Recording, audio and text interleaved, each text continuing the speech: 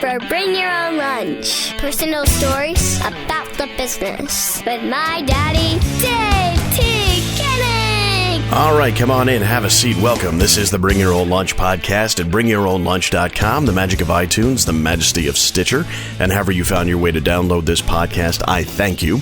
As you heard at the top, my name is Dave T. Koenig. I'm an actor, writer, director, producer, comedian, all-around swell dude. I received a check in the mail for exactly 7 cents yesterday. And, of course, I'm the host of the podcast you're listening to right now, BYOL. That's the hashtag we use. If you want to give us a shout-out on social media, you can like us on Facebook, facebook.com/bringyourownlunch. You can follow us on Twitter at BYOL Podcast. And if you haven't followed us already, do it now. And on Friday, we do Thanks for Following Friday, where we give a shout-out to everybody who followed that week. And Instagram is up and running, finally. Got at least one thing up there and continuing to do more and reaching out and connecting with people. So if you want to get in on our Instagram thing, something I talk about with our guest this week, you can find us. It's simply at Bring Your Own Lunch. That's our Instagram, and we would love to Instagram with you, if that's even proper way to say it. Of course, also there's our website, BringYourOwnLunch.com, where you can find all the information about this program's guests, past, present, and conceivably future, we assume. That's BringYourOwnLunch.com, of course, and if you want to send me an email, you can go to dave@BringYourOwnLunch.com. And if you do want to help us and you really like this show and you want to give us a little bit of support, you can do that simply by going to iTunes or Stitcher, and you could subscribe to this podcast, and it'll get automatically downloaded to you every week. And you can give us a review and say some glowing things about, I don't know, me or the show or perhaps me, and then give us a rating. You can rate the show by giving a number of stars or however Stitcher does it. I'm not even sure.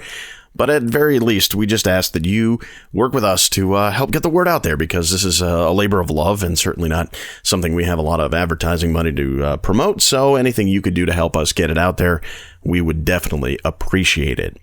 I appreciate the fact that we have a great guest this week, Jeff Hiller, actor, comedian, a guy you've probably seen in a lot of different projects. He was on 30 Rock. He's been in a billion commercials. He's a seasoned stage performer. He was in Bloody Bloody Andrew Jackson on Broadway during that run. He was off Broadway in Silence the Musical, and he is a long-term improviser, one of the most popular improvisers at the Upright Citizens Brigade theaters in New York and LA. And this will probably jar your memory. If you remember the movie Ghost Town with Ricky Gervais and Greg Kinnear and Téa Leoni, Jeff played the guy who was naked. He was a ghost who was naked the whole time.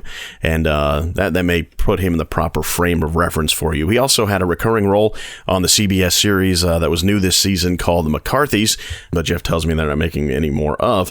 But you can go check that out at CBS.com and look up The McCarthys, and I'm sure you'll be able to see some of his work on that show. And he and I had sat down and chatted about life. He and I worked together for the first time years ago. I want to say like 2003, 2004, on a student film that featured a bunch of really good people. And it was one of those projects that you do when you're just starting out to just get some experience, get some footage on your reel and make connections. And as it turns out, there was a few people involved in that one that were really, really high quality.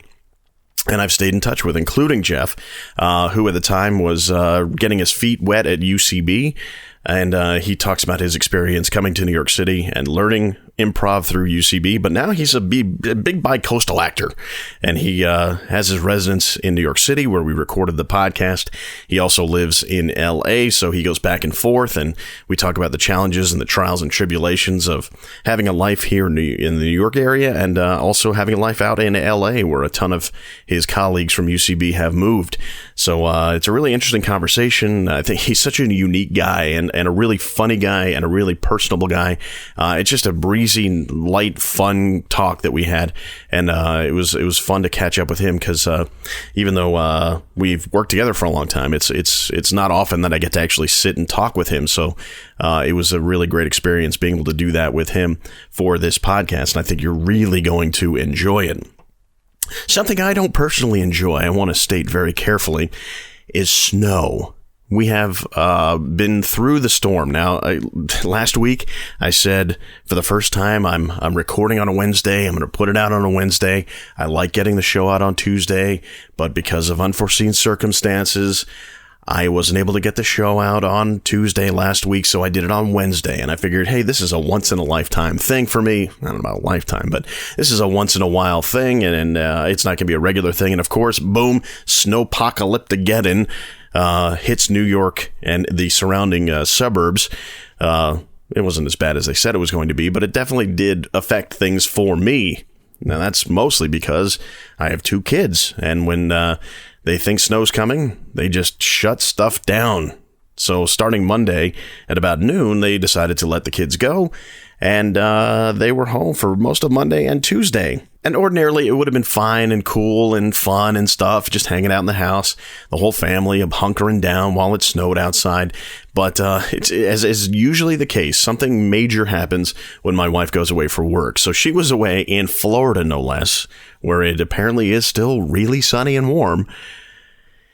And so I was here with the kids, and I wasn't able to do the podcast or anything else except to keep track of where my kids were at any given moment and go outside and shovel snow. So while I appreciate it wasn't as bad as it could be, and I'm certainly glad for everybody around here, especially those in New York City itself, that the entire thing wasn't covered in 4 feet of snow like they were possibly predicting. It was an adventure, I will say that. And our best wishes for everybody up in the New England area who are literally dealing with 3 feet of snow or something like that, and all the difficulty that presents. And I definitely don't envy you there. So if you're in that area, think warm thoughts, and I hope everyone is doing well up there. But down here, we had 4 or 6 inches of snow, something like that. Not too bad, except for the minor inconvenience of not getting this podcast out when I wished to get it out. I can talk about some little more happier news. Over the weekend, I was able to take part in a reading of a short film script that was written by Michael Barra. If you're a fan of the show, and Michael is certainly one of them, he was our guest in episode 16. He wrote a script called Poor Fool and asked me to play the lead role in that. And anytime somebody asks me to do their project like that, I think it's a great honor, and I really appreciate the opportunity, because when it's a short film, especially, or a pilot, or something that somebody's putting a lot of their personal heart and soul into, I always find that to be really, really special, because, that's their passion project. And if they're trusting me to do something good with it, I think it's an honor, and it's a huge sign of respect. So thanks to you, Mike. And I think that one's going to shoot later this year, and I'm really looking forward to doing it. And I think it's a good piece. And it was an interesting experience, because sometimes when you go to a reading, it's just so the writer and maybe the director and Michael's co-writer Nick were there and taking part in the actual reading. But they were so open to the process, and it was a collaborative thing. So I was able to give some of my thoughts, and everybody in the room was entitled and welcome to give their own thoughts. And I think it ended up being a better process and a better script for having gone through that process. So I think it's the true nature of collaborative art, where you get to work together with people and come up with something that would be better off than if you were just doing it all by yourself. So I'm all in favor of that, and I really appreciate that opportunity. Before we get into the podcast, got to thank Banuba, banuba.net, BANOOBA.net. They're the band that provides the music at the beginning, middle, and end of this show. They are terrific, and on Facebook, I'm part of a podcasting group, and someone had thrown out the question, hey, what inspired your intro? And it made me think about the fact that, man, the decision to ask Banuba to provide music for the show was one of the best I've made so far, because it really has helped me create the identity for this program. And I do get good comments about it. People do reach out and say that they are enjoying the podcast, and it means so much. But I definitely couldn't do it without Banuba and anybody else who's provided their talents and their time to this podcast. So Banuba, I want to make a special thank you to, because without them, this is not simply the same show. So go to their website, download some of their music, find out where they'll be playing live, and check them out, and tell them Dave says hi, because they are great. All right, let's get into it with Jeff Hiller. Boom Boom. Why do I call him that? You'll hear why. I think it's a great conversation, and it's a lot of fun. So here is Mr. Bicoastal, Jeff Hiller. Enjoy. So you kept your New York pad. Well, yeah, because my husband still lives He's here full. Oh, he didn't go out there with you. Mm-mm. Wow. Yeah. How do you work that out? That's a pain in the ass. Yeah. Tell me about that. Well, we try and we see each other every 3 weeks. Mm-hmm. We FaceTime every night. We call and text throughout the day. And then whenever I can get work back in New York, I try to. You jump at it. Yeah. Wow. And do you consider yourself full-time LA, or do you consider yourself bi-coastal, or? I'd say more bi-coastal than full-time LA. What's your setup like out there? I have an apartment. Yeah. Yeah. So you're not like crashing or subletting or anything. You have like an official apartment. Yeah. Although I kind of regret it. I kind of wish I had just Why so? subletted. Because when I first went out there, I wanted to have a home base and everything, but and now I have all this crap in LA. You filled it up with stuff. Yeah, exactly. Because you got to live. Yeah. So now I have 2 apartments, and I don't know, in my mind I was thinking like bi-coastal, so glamorous. It felt like very fancy. It does sound exciting. It's exhausting. I'm sure it is. It's just a lot of flying. Feeling like how I mean, you say you see each other every 3 weeks. Who goes where? We take turns.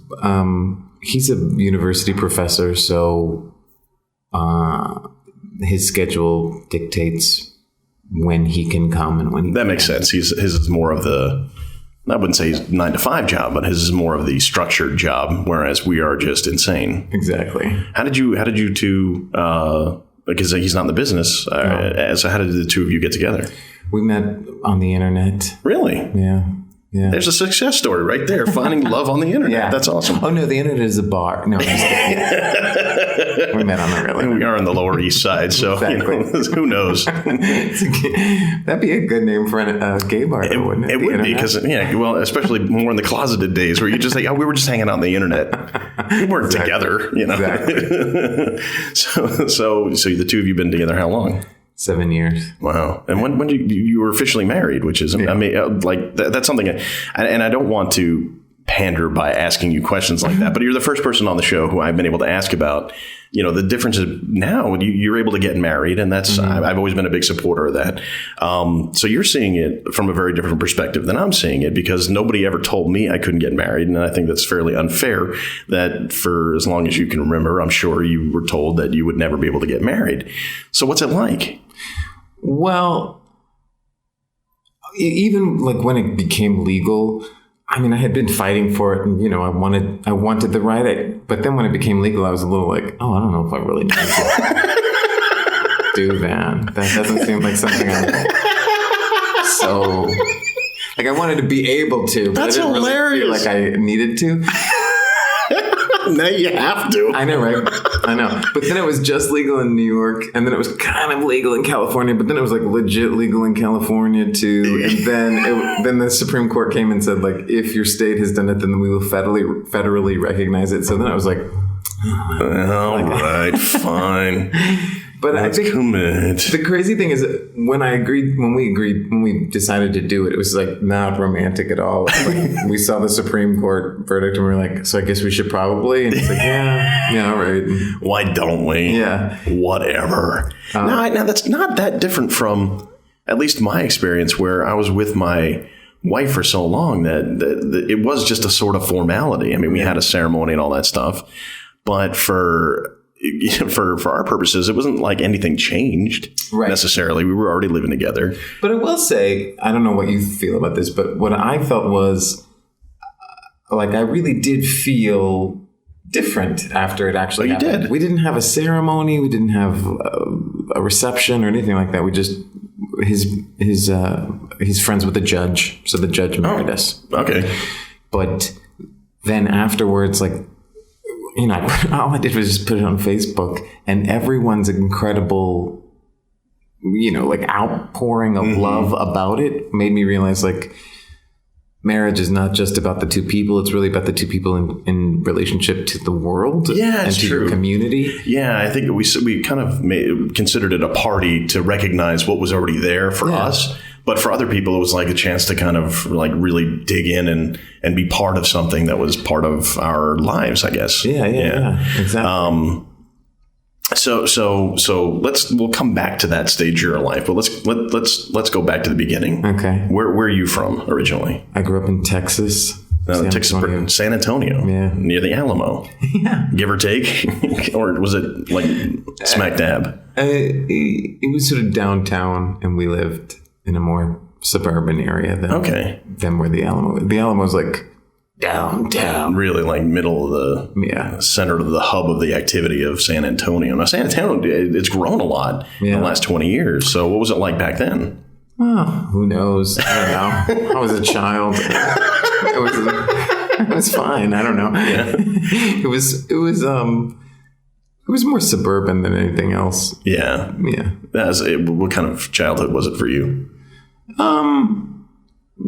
Well, I had like a nice family, but I mean, like the jig is up. Hitler is a homo. So like, we're not outing you with this podcast. Yeah. No. So since we just talked about my husband, so growing up, like, I'm very just like a large person in general, like literally. Yeah, you're large. very tall. Yeah, like, you're a very tall guy. Yeah, but also very obviously gay. So that part was, terrible. Yeah, well, there are various areas of Texas I'm learning kind of through this podcast, because I've had several people on this show who are from Texas, and different areas had different attitudes. I find some more accepting than others. Where would the acceptance level be for San Antonio on a scale from 1 to 10? Oh, well, 10 being the most accepting. Well, let's go with that scale. Yes. So I think maybe 2.5. Okay, so it wasn't a lot of fun. No. And did you look at school as like, I just can't wait to get out of here? Oh God, yeah. Yeah. Did you do anything performance wise, or did you know during that time at all that you wanted to pursue performing or anything like that?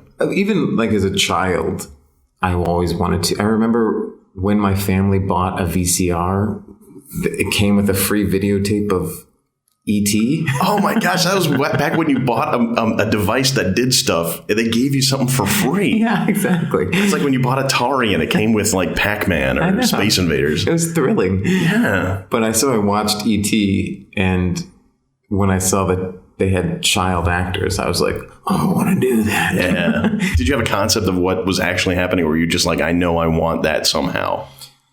I had a kind of because my mom explained, okay, it's not a real alien or whatever. Yeah. So, because I would say maybe 4 years old. Because I mean, that's a hard age. And I only say that because as we were saying before we rolled, that I have kids, and even my daughter just now is getting the concept that there are actors who are playing roles in a production.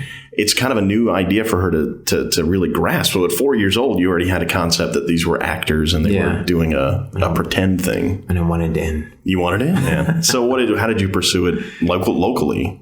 Or did you? In the summers, I did a camp at the San Antonio Little Theater, where you'd it was like a little day camp where you got to put on a play at the end. And I wanted to do it like in school too, but going back to that 2.5, the drama kids were kind of popular kids. Oh, interesting. I know, right? It's so weird. Whatever, that one high school. You would have gone, you would have been right at home in our school. Oh, really? The drama department. Yeah. Because as much as we found acceptance and we had made friends and we bonded, there was still that we were sort of outcasts because we did theater. Right. But you had a school that actually glorified the drama kids. Yeah. And so I was kind of too intimidated to go with that. So I stayed in the choir. Okay. But now I've done so many musicals that I'm like, oh God, it's good I was in choir, because I'm not especially a great singer, but I know how to read music now. And I know how to sight read and stuff. So it really did help. But if I could go back, I'd be like, screw you guys, I'm doing it. I think that could be said for almost anything that happened during our high school days. It's like, true. Man, if I only knew then a fraction of what I know now, I know, I would have had such a good time. Yeah. But instead, we all reached that point of graduation. We're like, okay, I'm out of here. I don't ever want to know these people. Exactly. I don't ever want to know this place existed. And then sometime after that, at least for me, I'm like, oh, I should maybe just kind of figure out what happened here. Yeah. Did you ever do that? What? Did you ever reconcile what happened? Like whatever difficulty you had, did you ever reconcile that for yourself? Well, I mean, I'm still doing it weekly. You're still trying to just figure out how that all affected you. Yeah. I mean, I wouldn't say it's completely reconciled. I think I'm still, a little damaged from it, but I don't know. Everybody had a shitty childhood. Yeah. I think it's there are a few that had just like pristine childhoods, but the learning interaction with other kids is something that they don't teach nearly enough how to do. And it's seeing it again through my kids where it's like, it's amazing that they're ever able to talk to one another, period, because everybody comes from such diverse things. And it's not the kids I worry about. It's the parents who are just sometimes awful. Yeah. And you're like, I don't want the product of your experience ruining my child. Right. So, I see how hard it is through their eyes. Yet my daughter seems like the most confident person on earth, and I can only hope that stays that way. All right. So you made it through, and I don't want to delve too much. I don't usually like to pry into but you say you're still working through some of the things that happened then. What were the things you really wanted to get away from? Like what was the thing you were like, okay, I never want to have to deal with that again? Hunters. Okay. All right. Sports.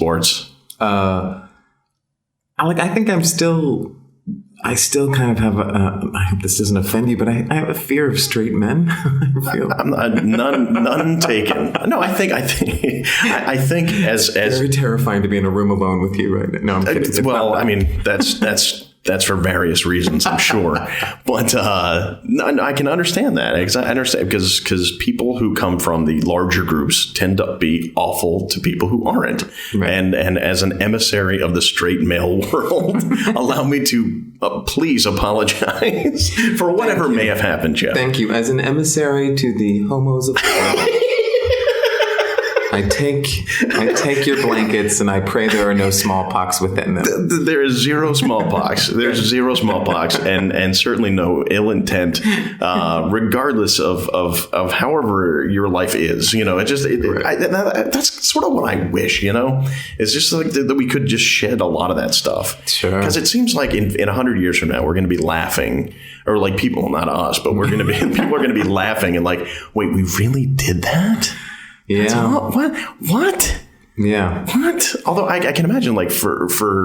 But there'll be new things then. Oh yeah, I'm pretty sure that redheads are going to be, like they're in for a bad time coming up. It feels like we're going to get to a point where people who have red hair are just going to be the new whatever. Really? Oh, that's interesting. I feel like.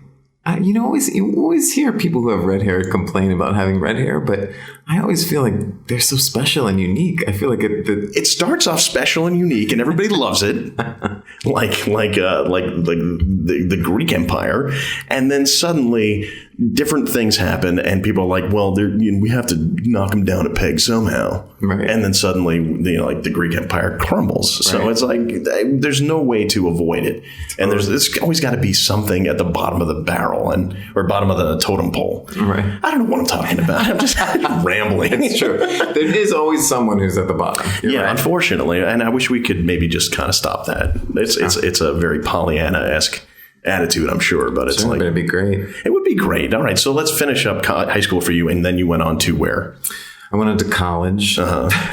So that's a shocking, very, very specific, good answer, Jim. I was really into Jesus. You were very religious, actually. Very religious. I didn't touch that at all for Yeah. I wouldn't necessarily guess one way or the other, but you were very religious. Super religious. And so I went to Texas Lutheran College. Wow. And is that the denomination? See, I don't have any religion in my life. I really don't. My mom was raised Catholic. My dad was raised Jewish. They gave me the do-it-yourself Bible kit, and that was it. Right. So, I'm so ignorant when it comes to, religion, period. I think you're probably okay. I'm okay. But it's not like when you say, I went to a Lutheran. Were you Lutheran growing up? Yes. Okay. So what defines Lutheranism then?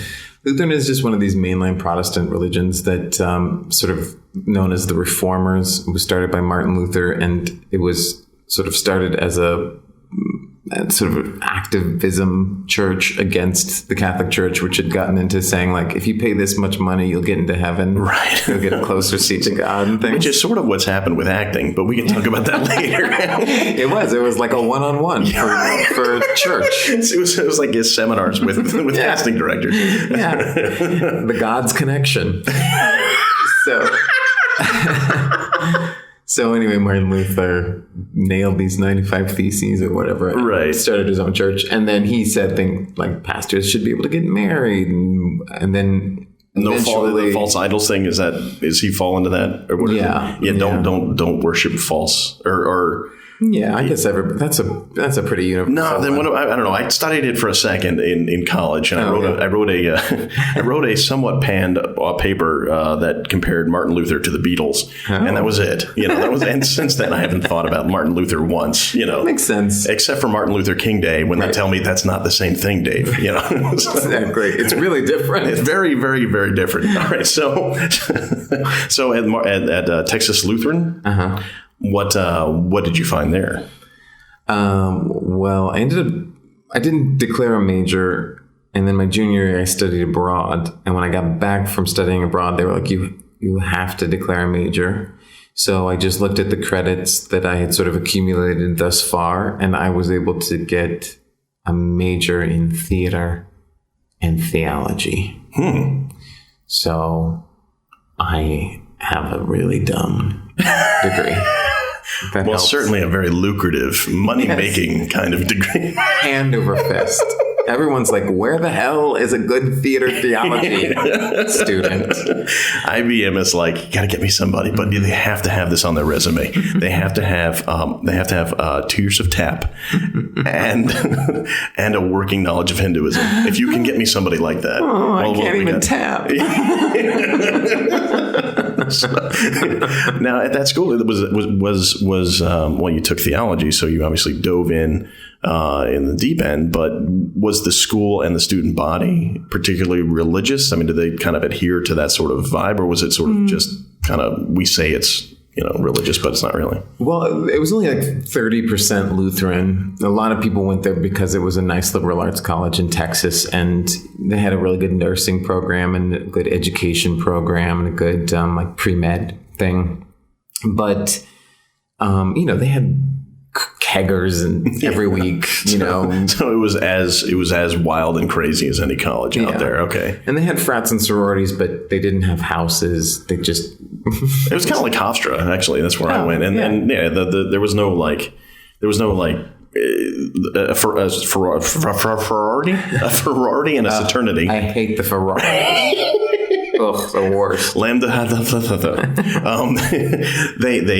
They existed, but they were actually probably more like what they were intended, which was a communal way to stay in touch with your peers rather than live in a house that's filthy. Right. So I mean, the ones at my school, I wasn't in one, but as far as I could see, they mainly just threw parties. Which I guess serves its purpose. Yeah. And as far as like, you went through obviously some tough times in high school. In college, I mean, a lot of us found ourselves a little bit better in college. Were you able to kind of figure things out? For sure. Yeah. Okay. Yeah, that was where I really, and then because I studied abroad, I became really confident too, because people at my college didn't do that. So I was sort of. Where did you study? Namibia. No way, really? Yeah. Have you been there? No, it's just, I mean, people say, it's typical. It's like, I went to the UK, or I went to France, but Namibia is serious business. Yeah. What did you do there? I studied societies in transition. It was in the late 90s, and they had just transitioned from apartheid rule to serious stuff. Right. Yeah. So I went and studied how they did that, because they were sort of the bad example of how to, because like South Africa did this amazing transition after apartheid, where they had all this like Truth and Reconciliation Commission and everything, and in Namibia they just like, if people didn't like what they said, then the new regime just like literally put them in a hole. They just dug a hole. I know it's terrible, but they dug a hole and they put people in there and would just throw down food to them. So they didn't kill them. No. They just taught them a really horrible lesson that was probably very hard to understand. Yes, exactly. So you being somebody who was tall and Texan and very Jeff Hiller-esque. You're right. How did people take to you? I mean, what was? I'm sure there must have been some cultural, not misunderstandings, but it's like, how did you receive them? How did they receive you? Yeah, they were much more accepting than people in Texas were. I think just because, in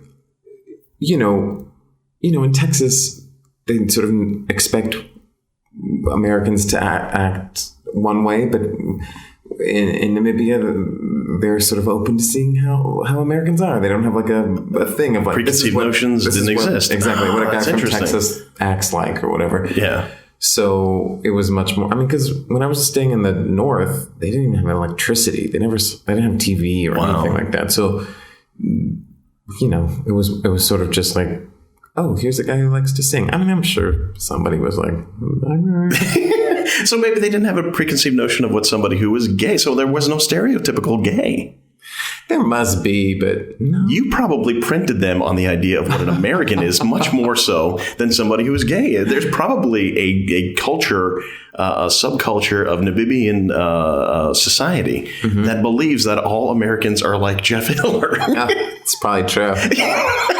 Probably true. And it wouldn't be a bad place to be. I'll tell you that much.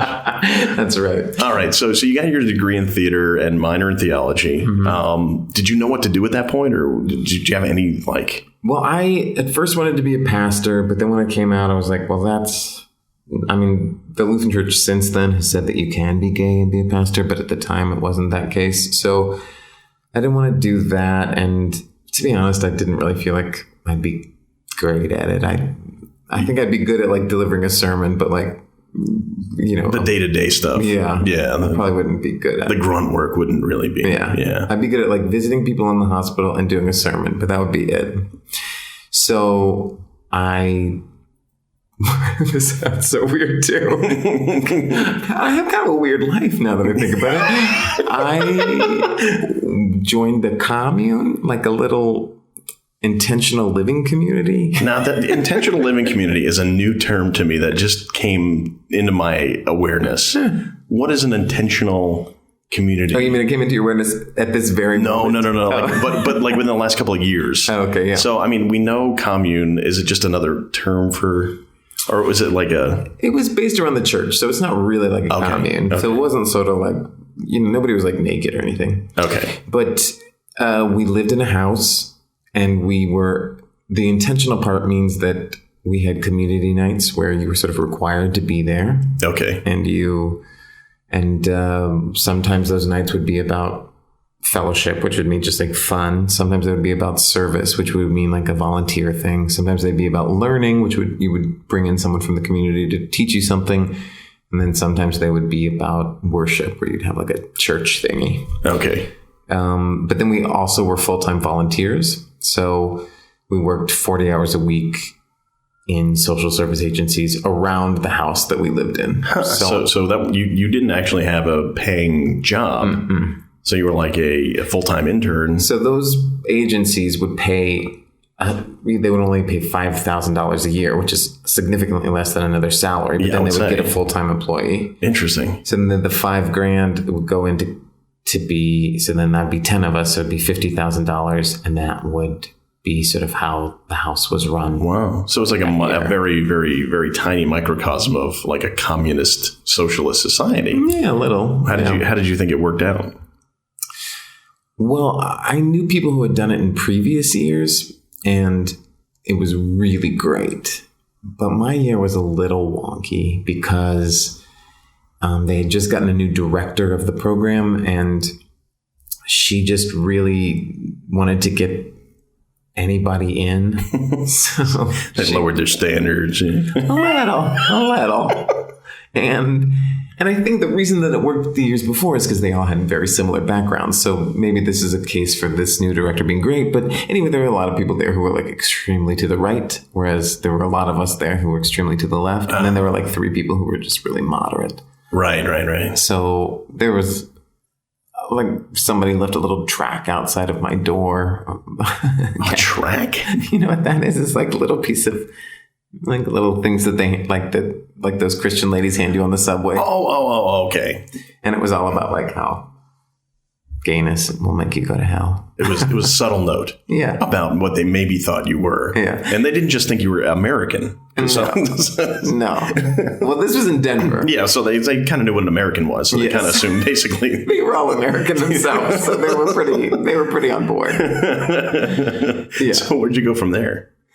So then I stayed in Denver for a couple of years, and while I was there, I started doing improv, and I really loved doing improv, and so I wanted to move. I wanted to be an actor. I knew I wanted to be an actor, but I was too afraid to say it. So I applied to grad school at NYU for social work, and that was what got me to New York. And then once I was here, I was like, I'm going to defer for a year and just live in New York. And then I started taking improv classes. How did you plan, or how did you end up paying for life in New York City, which can be a lot more expensive than Denver or Namibia? Yeah. You know, way more than Namibia. I got a job. I got a day job. And it was enough to...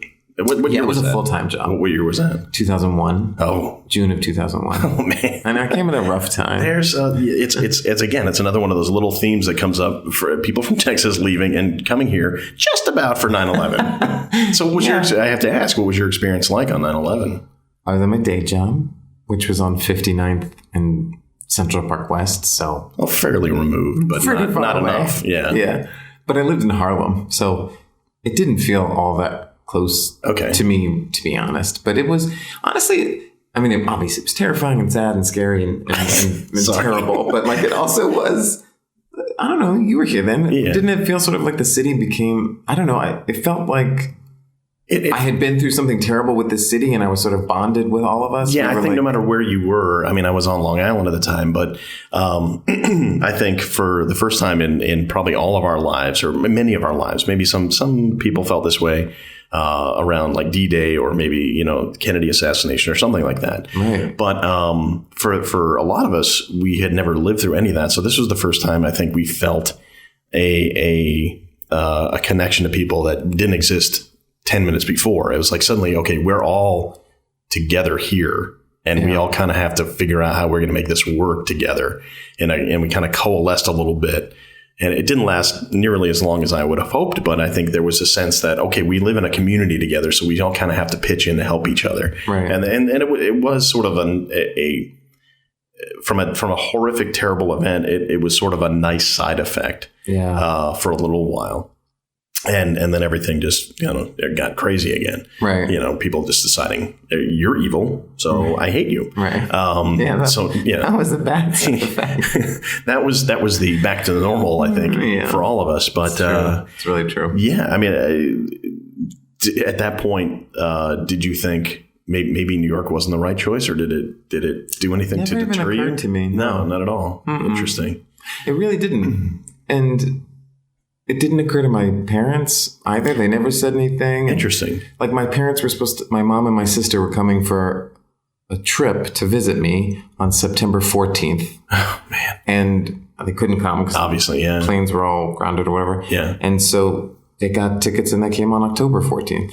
And that was it? Yeah, they came. And my sister was pregnant. I mean, like. Good for them. Yeah. Wow.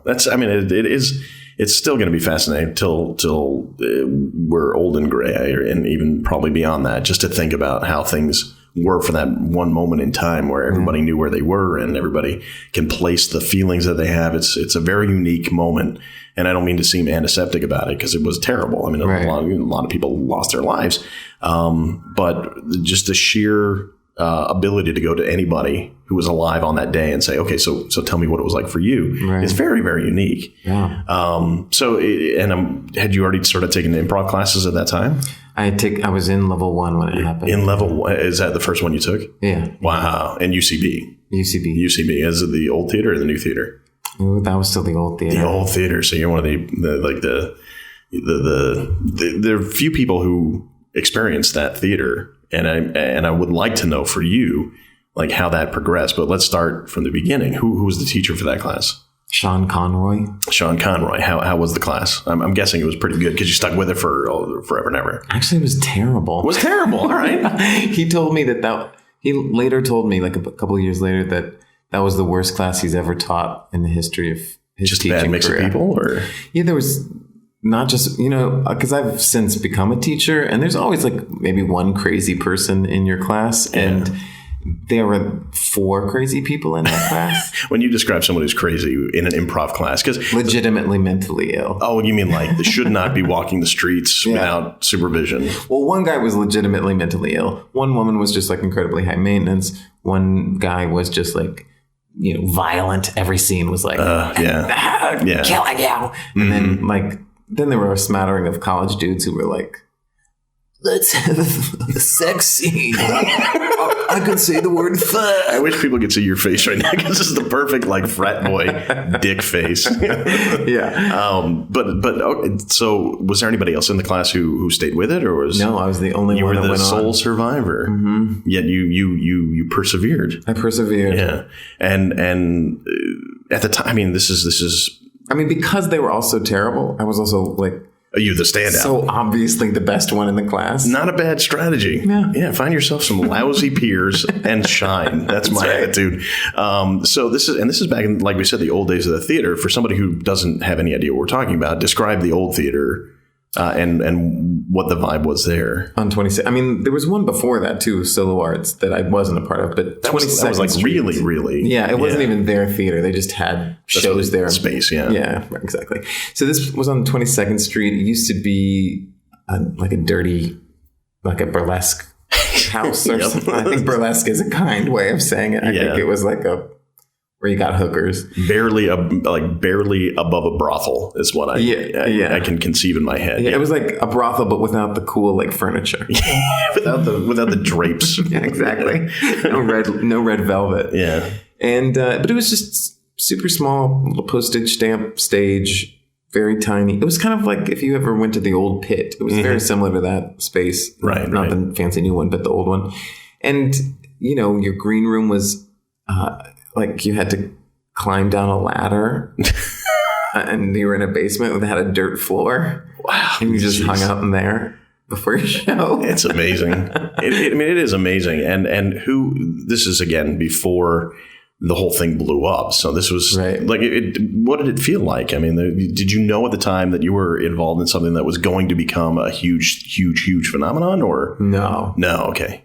No. In fact, I remember the first time somebody got a commercial and I was like, that guy got a commercial? I was like so shocked and just like in awe of the fact that they were going to be on television. Yeah. It's so not what it is now, where it's like a machine and it's almost a prerequisite for a career now. But back then it was especially for commercials. Yeah. But back then it was like, well, it's a class you can take and it's nice. And, nobody thought of it as this like powerhouse. In fact, short form, which is what I knew growing up, was still like a huge thing. I mean, it's like if you thought of improv, you thought of like Whose Line Is It Anyway and all that stuff. And UCB was teaching a very, very different style at the time. Totally. Well, still teaching that style. Yeah. So who else was running around at the time? Like, who were the people you would perform with? Or so my first improv team called Police Chief Rumble, it was Bobby Moynihan, who's on SNL now. Charlie Sanders, who is one of the main writers for Key and Peele and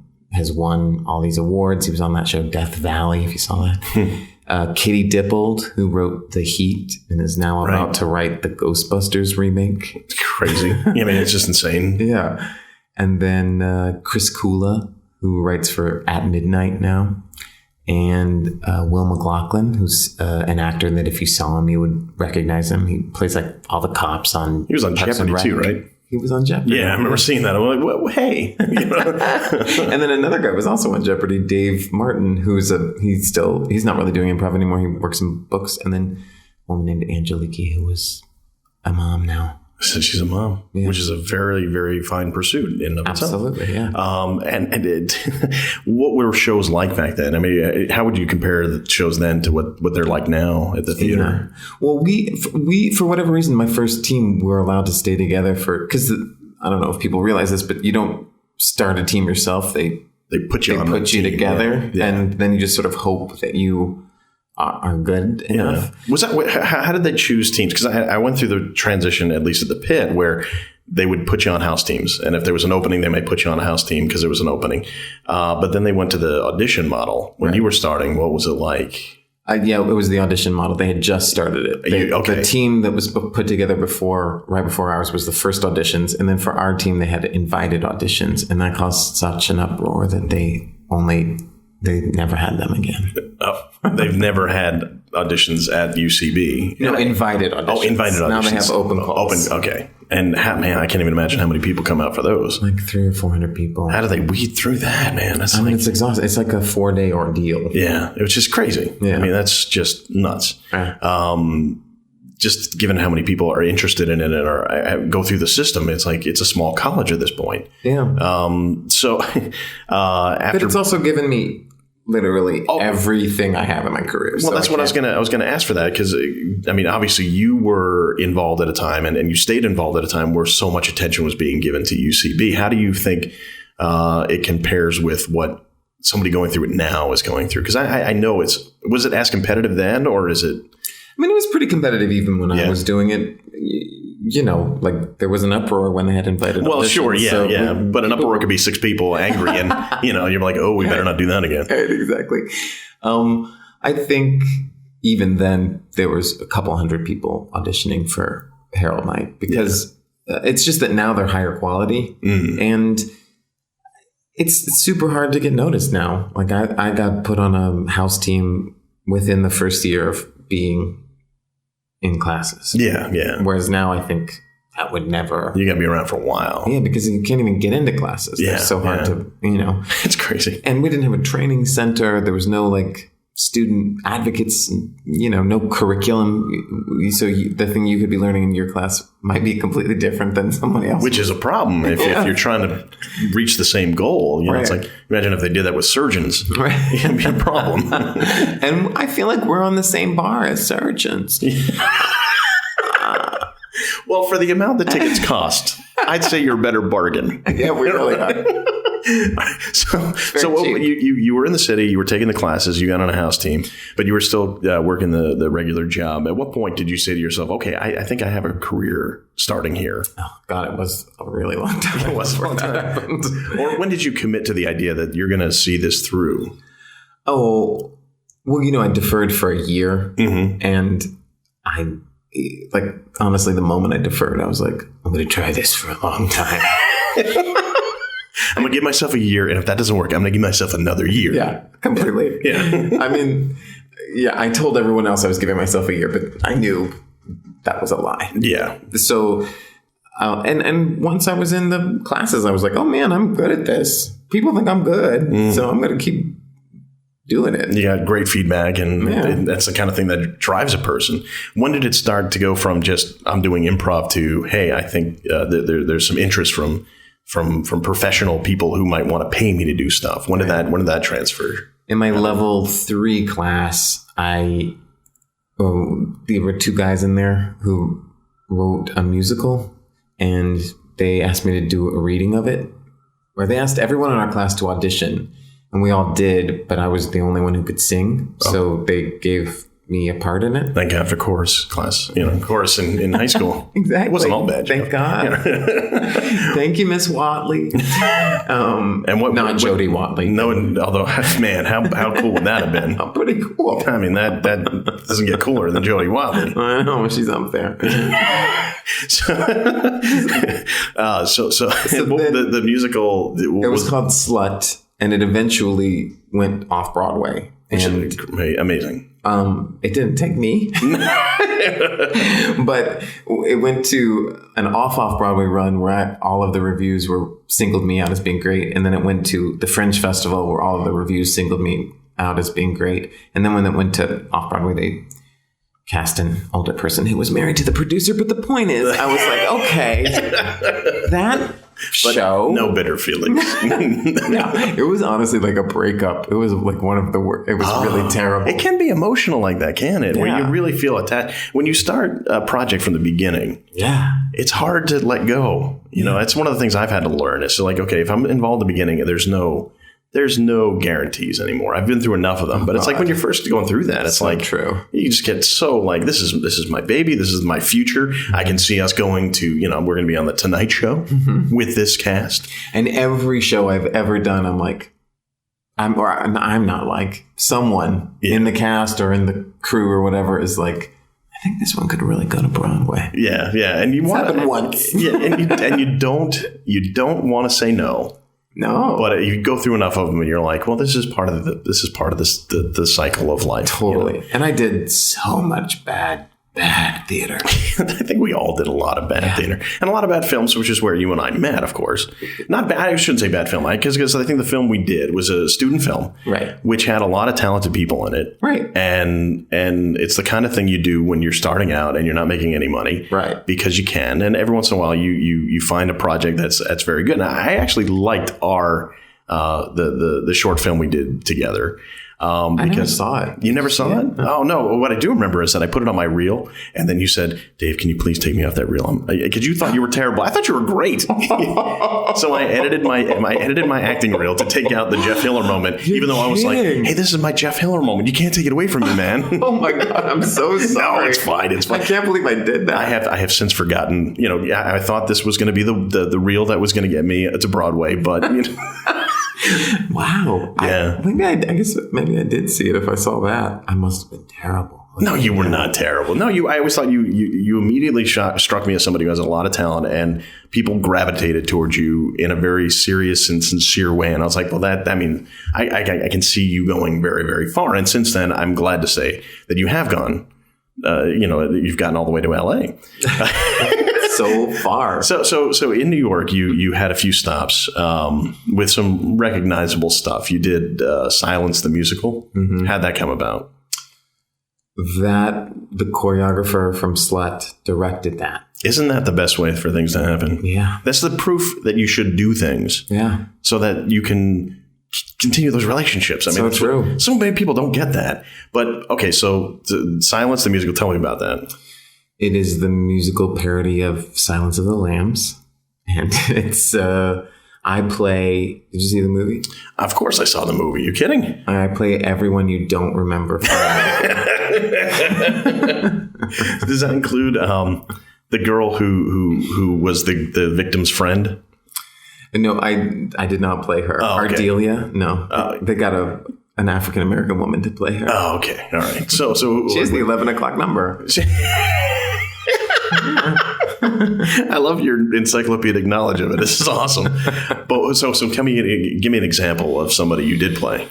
I played the guy who throws cum on her face when she's leaving Lecter's cell for the first time. Okay, sure. I played Sergeant Pembry, who's the guy whose face gets eaten off. Most people at least associate with that role because he has the face that he rips off at the end. So yeah, it's true. Yeah, I ran around and played a cop who was investigating that, and lots of cops, lots of like one of the cops in the elevator.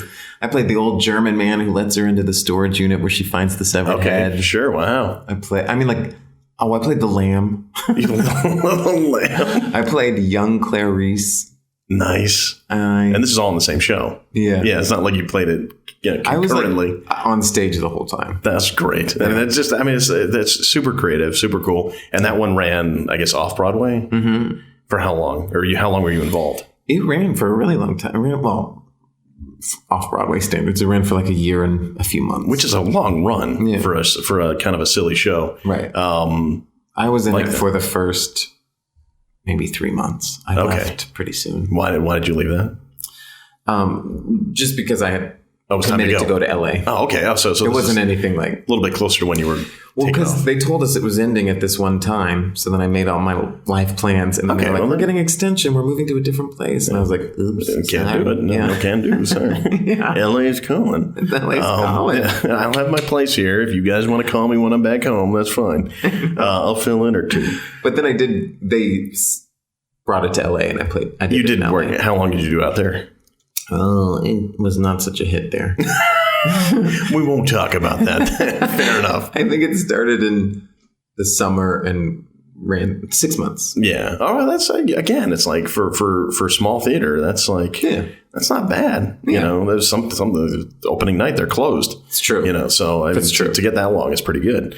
And you also did Bloody Andrew Jackson, right? That was that the first time you were on Broadway? Or? It's the only time. The only time you were on Broadway. What was that experience like?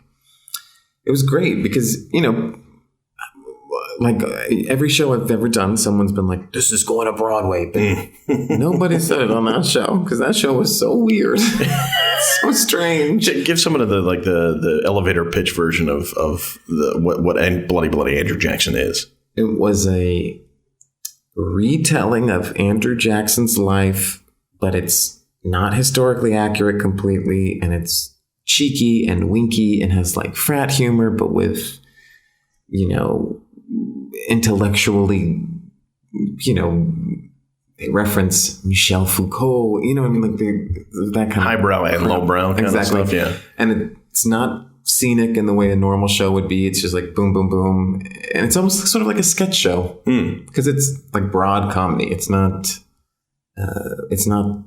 historical with like ladies in corsets. Yeah. I mean, you look at some of the pictures from it. It's kind of almost like Adam Ant. Yeah. You know? It's an emo musical. That's what their big thing was, that they wanted it to be, because Andrew Jackson himself was sort of the president who was like, come on, you guys. And he was also the first populist president. So it was the first time America sort of, you know, united for a candidate. And he was the first person who, you know, was like ran and then did not win and then ran again. Did win. Yeah. So a lot of people look at Andrew Jackson favorably, but did you do some research for this? I did, yes. I played John Quincy Adams, but my portrayal of him was not at all accurate. Not at all accurate. And it sounds like it didn't necessarily need to be, but what was some of the stuff or what was anything you learned that was like, oh, really eye-opening for you? Well, there's so much that's just like history repeats itself over and over and over again. Like, for instance, John Quincy Adams ran against Andrew Jackson and he did not get the popular vote, but he became the president anyway. So were there hanging chads involved? You know, did Florida mess that one up too? No, but they said that John Quincy Adams made a corrupt bargain with several of the other senators. So it was more like Kennedy. Yeah. Yeah. We're just going to slam every politician. Why not? And also, I mean, in New York, you also did a few films, which were, I mean, Ghost Town. Yeah. Which featured you prominently. Yes. Because I was naked. Because you were naked. Yeah. I mean, what was that? I mean, how did they work that out for you? First of all, technically speaking, I mean, how naked were you during the shooting? I was wearing a flesh-colored dance belt. Okay, so pretty naked. That's pretty. I mean, it's almost completely naked. Yes, and you were running around outdoors at different times, right? Yes, in November. So it's quite cold. Was it worth it? what kind of? I mean, because you can't help but notice you in that. I mean, it's great. I mean, you're great in it, and you can't help but notice. You know, you're the guy who's standing there naked in the scenes. Right. When you have stuff like that going on, and you were doing a lot of good stuff at UCB, and you obviously were doing stuff on stage that people were starting to recognize. What kind of happened for you? You know, you were getting some recognition for stuff you've been doing. I know agents get involved and things like that, but when did you feel like, okay, I'm starting to get better opportunities? I think this is actually connecting things for me. I mean, honestly, I'm still not sure that I have. Yeah, I mean, you know how it is to be. I do, but it's like every time I got something, I'd be like, "This is the thing. Yeah, this is the thing that will make me, you know, get other things." And It hasn't. I still have to audition, and I still have to. Well, yeah. But did it open a long time? Did it open different doors for you, or? Yeah, I mean, like once I got agents, and honestly, being on Broadway opened up huge doors in the theater world. It didn't open nothing in the TV and film world. They don't give a crap about it. But once you've been on Broadway, you can be in plays so much easier. Yeah. There's some sort of legitimizing that happens. And you did something big last summer. I did Shakespeare in the Park last Which summer. is, I mean, I don't know about for you, but for a lot of people, that's like, wow, that's a big stamp on your resume so that says excited. it's very legitimizing, I would say. For sure. I was thrilled to be a part of it. So all history and stuff. Yeah. What play did you do? Love's Labor's Lost. Love's Labor's Lost, which is, one of his more famous, obviously. But not done much. Well, I mean, I should say it's not like one of the obscure ones that people are like, because I did Measure for Measure once, and they're like, oh, who wrote that? It's like, it was a little, no, Shakespeare wrote that one. Yeah. But people recognize at least the name Love's Labor. They can't say it, but they say Love's Labor's Lost. Yes. And who else was in the cast? Well, I did all my scenes with Rachel Dratch. Which is great. Was great. Yeah. And then it was a musical, so there's a lot of musical theater-y people in it. Okay. Which, I mean, and people wait around the block for tickets to see those productions. I mean, did you feel that sense of like, hey, like people are really excited to see something I'm in? Or had you had that experience before? I did. I felt very excited. I felt more excited about it being like a part of New York history because I had read that Joe Papp biography, and it felt like, I'm a part of the public. You know what I mean? Like it felt very like I was a part of this, institution. Mm-hmm. And I was. But I will say that the reviews for it were very bad. So, and I didn't want to read them, but people, let you know these things. And there's always that thing of being like, like I feel like sometimes like Ghost Town I thought was a really good movie, right? But there are times I think about like if Ghost Town had the success that Bridesmaid had, right. I think I would be like that. I feel like would have opened doors because even though it was a really great movie, it was a modest success. Nobody saw it. Yeah, right. Yeah. So, and it was nice I was in the trailer, so people knew I was in a movie, but nobody saw the movie, and so it didn't really do much for me, you know? Yeah. Like I shot a pilot last year, which was huge. It was so exciting, right? But it didn't get picked up. So nobody even knows I shot it. Yeah. So that brings me to the question of your decision to go out to LA. What was the big motivator or what was the big inspiration to move out there? Well, everyone from the UCB. I guess, I mean, that's pretty kind of like you got dragged along with the undertow. I knew that I could have a place to land there. And I went out earlier, the year before I left. I went out to just scout it out. And now when you say that, what, because I have not done that sort of trip out there. It's like, it's almost like, what it was when you're Jewish, you go back to Israel. It's almost like you kind of have to do that trip as a rite of passage. Birthright. A birthright. Thank you. See, this is why it's good to sit with somebody who is a theology minor. So you went out there, but what exactly did you do out there? That's such a good question. So what I did was I called, emailed, and texted every single person that I'm friends with who lives in LA. Okay. I had so many lunches. I paid for all of them. And I just was like, I'm trying to explore the idea of LA. What do you think? The reason I did it is I want to be on a TV show really, really bad. Yeah. Because while I love the theater, I do get a little bored doing the same show 8 times a week. Yeah, and I'm an improviser by trade. Yeah, and like I didn't know this at the time, but I have since done multi-camera sitcoms, and I'm like, oh my god, I am made to be on a multi-camera sitcom. You kind of are. It's in my bones.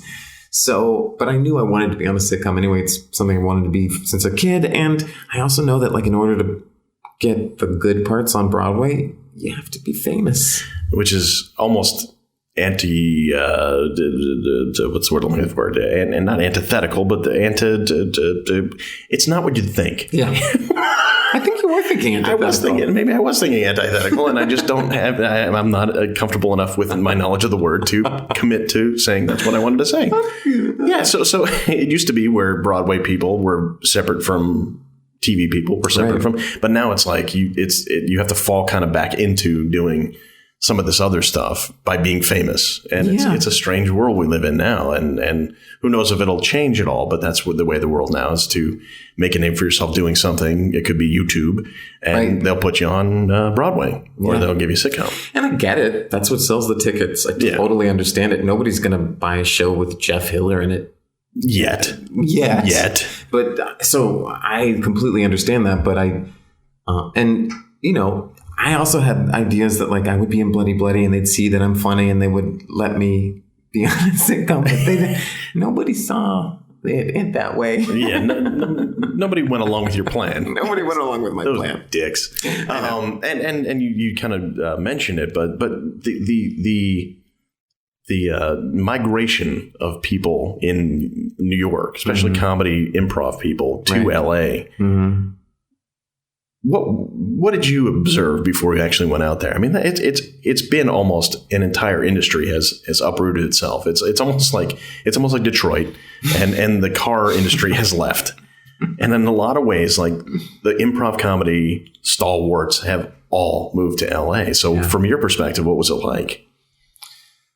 Well, of course, like when I was in New York, all I could see are the people who were having the phenomenal success, meaning like phenomenon, not normal. Who were some of the people who like you were sitting next to at a rehearsal who were then suddenly doing amazing stuff? Like Aubrey Plaza, Ellie Kemper, Lennon Parham, Paul Scheer, Jason Mantzoukas, Rob Hubel, Rob Corddry, all of these people who went out there and had all this great success. Of course, like, there are a ton of people that went out there and haven't had great success. Yeah. It's easy to see the ones who are successful because they're on TV, but it's still a very small percentage. It's so true. Yeah. And you don't completely think about that. But when I went out there for that little scouting trip, I found representation that was in LA. So I felt like, how did you work that out? Because that's something that I'm sure a lot of people would want to know, like a little, at least someone's experience of because when you're in New York, you think, okay, everybody knows me. And then you take a look at any other market and they're like, I'm sorry, who? Exactly. So how did you bridge that gap? Well, I'm still bridging it. But you have representation. I do have representation. How did you bridge that one? That one was that I went to all my friends and I told them I'm looking for representation in Los Angeles, and if I get it, then I'd like to move out here, or I'd like to try being out here.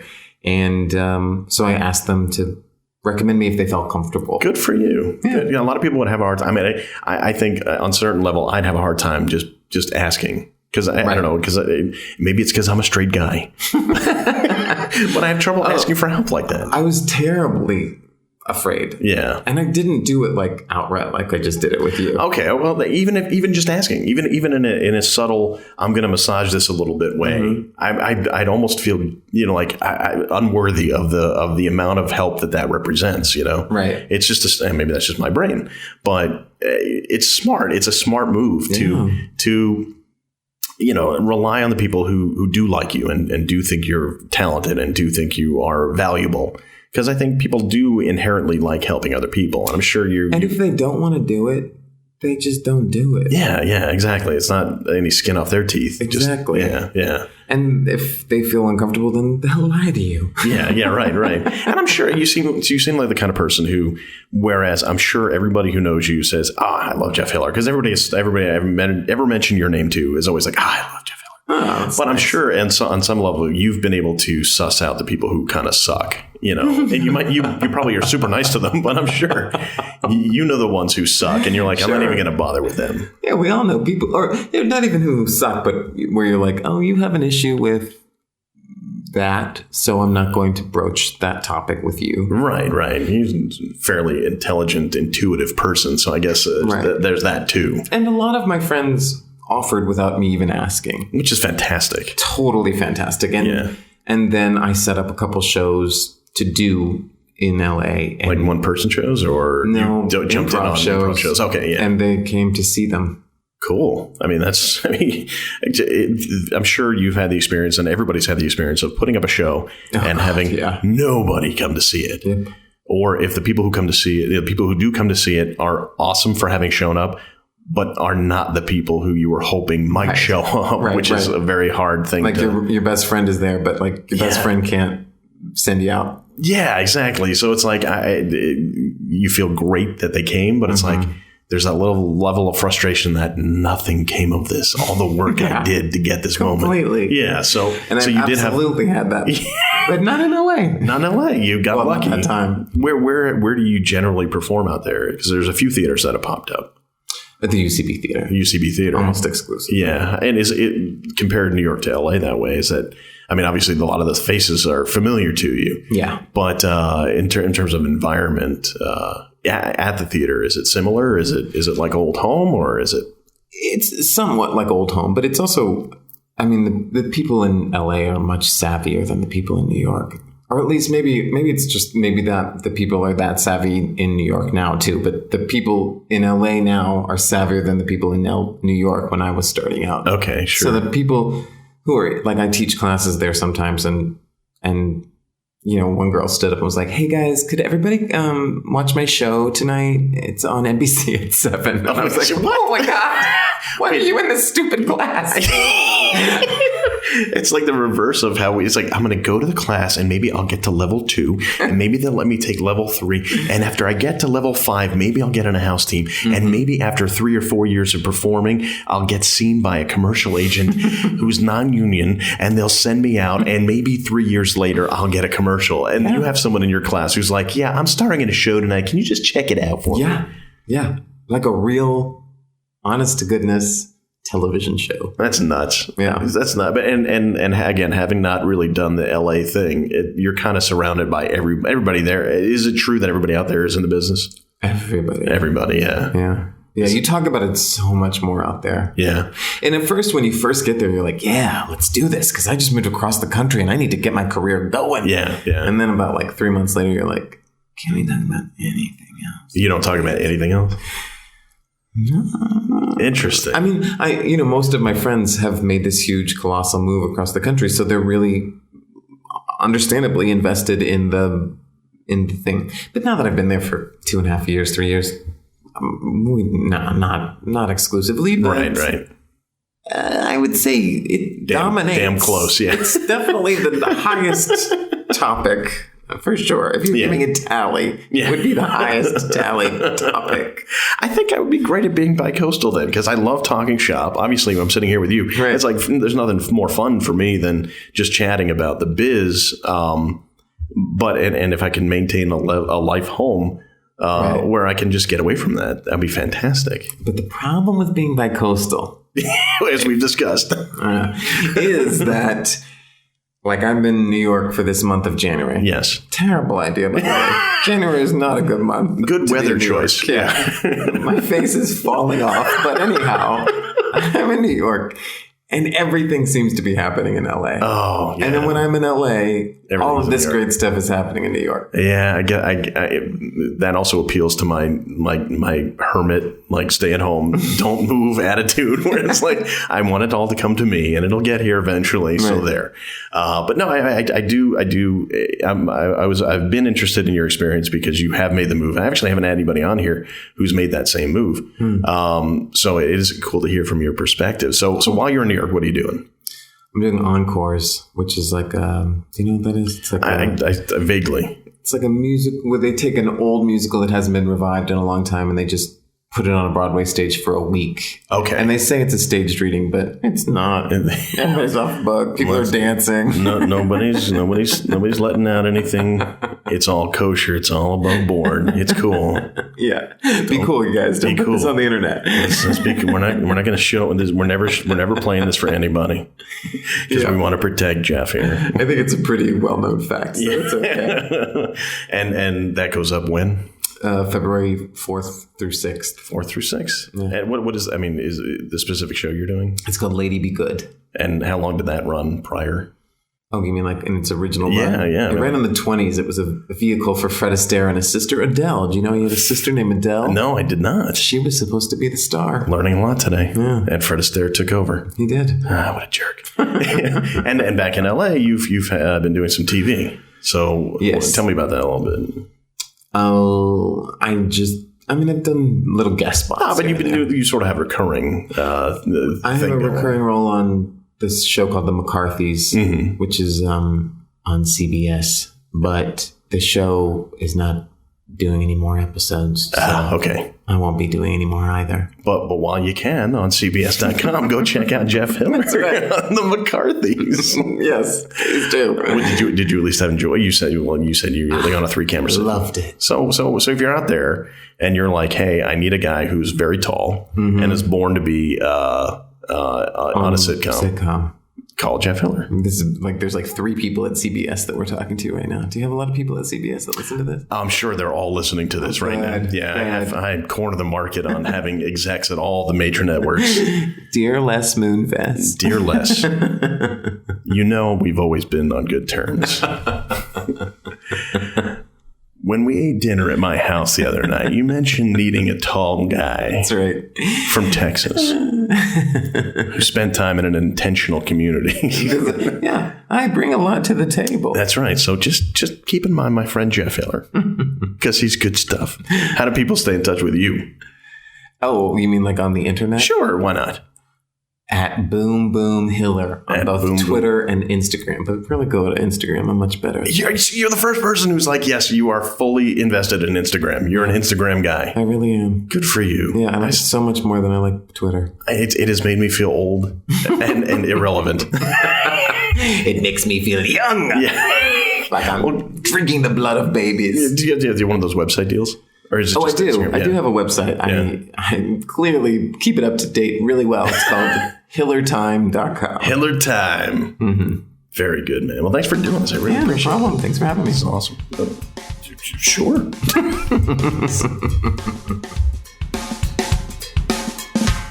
The one and only Jeff Hiller. What a fun conversation that was. It was great to catch up with him and see where his career is now and just marvel at where it's going because, as we talked about, he is destined for a 3-camera sitcom one of these days. If you want to keep track of Jeff and find out where he will be going, you can go to his website, HillerTime, HillerTime.com.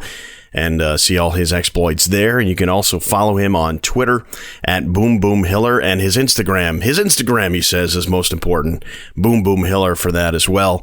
Thank you, Jeff, for the conversation and the fun time and for hosting. And I really look forward to seeing where things go for you in the months and years to come. That about does it for another edition of Bring Your Own Lunch. Got to thank Banuba, banuba.net, BANOOBA.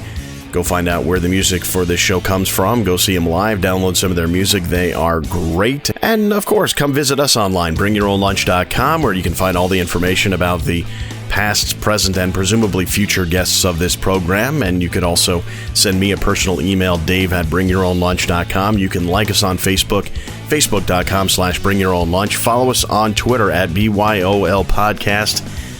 Don't forget about Thanks for Following Friday. You follow us. If you haven't already, we will say thank you to you on Friday. So take part in that. That's a lot of fun. And our Instagram account, Bring Your Own Lunch. Let's do the Instagram thing. Let's be Instagram buddies. Let's Instagram each other. Let's gram it.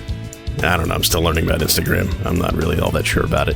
And go to iTunes or Stitcher and subscribe to the podcast. Rate, review, tell a friend, let people know what we're doing here because it's a lot of fun, but it's a lot more fun when a lot of more people are involved. And we would love for that to be the case because you're awesome.